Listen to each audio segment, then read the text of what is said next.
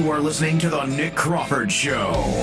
Current, campus, common sense. They were organizers. They were well funded. This was well planned out. They were manipulating and taking advantage of people. What about freedom of speech?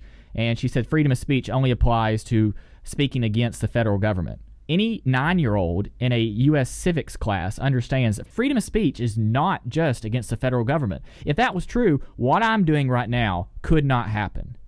Basically, I couldn't have an opinion on anything because I was white male. White male, Christian, and conservative. That means no opinion whatsoever because I'm a racist bigot.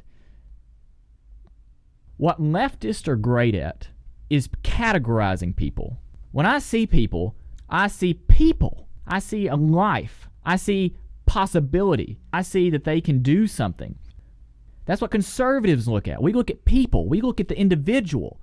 We don't put people into categories. We don't put you in this box and say, oh, because you're Hispanic, you've got to go work in a construction business and you can't do anything else, that you can't be a banker. We don't say, oh, because you're white, that you must oppress people. No, we look at the individual. That's what matters. There have been plenty of evil white people. There have been plenty of evil black people.